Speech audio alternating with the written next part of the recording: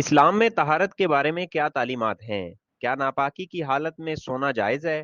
انسانی حیات کی ابتدا بھی طہارت سے ہے اور اس کی انتہا بھی طہارت ہے۔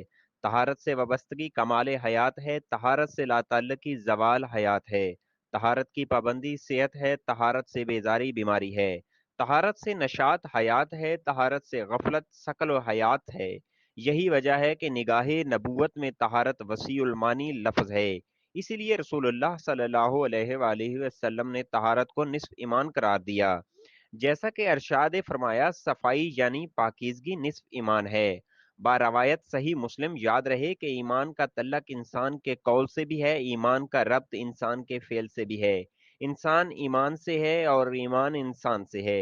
انسان کی پہچان ایمان سے ہوتی ہے اور ایمان کی شناخت انسان سے ہوتی ہے، اور طہارت و پاکیزگی کو ایمان کا حصہ فرمایا ہے۔ یاد رہے کہ اللہ تعالیٰ نے طہارت کا ذکر قرآن پاک میں مختلف انداز میں فرمایا ہے۔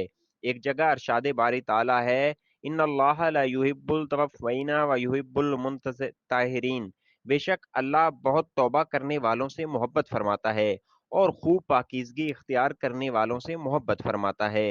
سورۃ بقرہ آیت نمبر 222۔ یاد رہے کہ طہارت کی مختلف اقسام اور صورتیں ہیں۔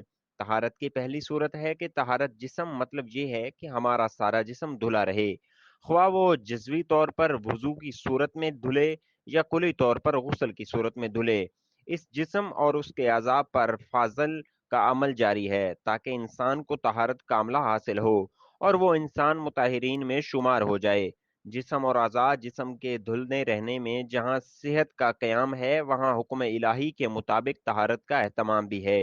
یاد رہے کہ صحت اور طہارت لازم ملزوم ہیں۔ صحت کا قیام طہارت سے ہے، طہارت کا دوام و قیام در حقیقت صحت کا انتظام ہے۔ اسی لیے ارشاد باری تعالیٰ ہے، حتی یطاہرن فضا طاہرن، جب تک وہ پاک نہ ہو جائیں اور جب وہ خوب پاک ہو جائیں۔ طہارت یہ ہے کہ جسم کی ہر نجاست اور غلاظت و گندگی اور ناپاکی کو دور کیا جائے، جسم کو طاہر مطہر بنایا جائے، جسم کو خوب پاک کیا جائے اور پھر پاک رب کی بندگی اور عبادت کی جائے۔ اسی طہارت و عبادت ہی انسانوں پر اپنا اثر ظاہر کرے گی اور ایسی طہارت و عبادت ہی نتائج دے گی۔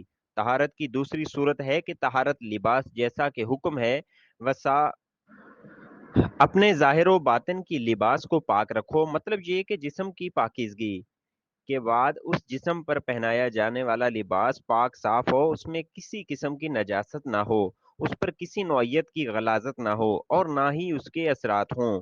وہ کپڑا صاف ہو، دھلا ہوا ہو، اس میں کسی قسم کا تعفن نہ ہو، اس میں کسی طرح کی بدبو نہ ہو، اس میں کوئی عیب دار داغ نہ ہو، ان کپڑوں میں مکمل ظاہری باطن نفاست و طہارت ہو، وہ گرد و غبار سے آلودہ نہ ہوں، وہ مٹی اور آلودگی سے مملو نہ ہوں، وہ نماز میں ساتھ کھڑے شخص کی طبیعت میں بوجھ پیدا نہ کریں۔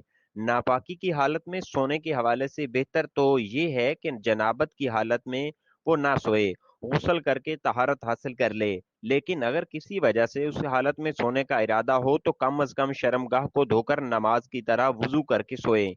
یہ بھی نہ کرے تو اس کی حالت میں سونا اس وقت گناہ ہے جب نماز کا وقت نکل رہا ہو، اور پھر بھی ناپاکی دور نہ کرے۔ اگر آپ کو ہماری ویڈیوز اچھی لگی ہیں تو پلیز شیئر کریں اور ہمارا چینل سبسکرائب کر کے بیل آئیکن کو پریس کریں۔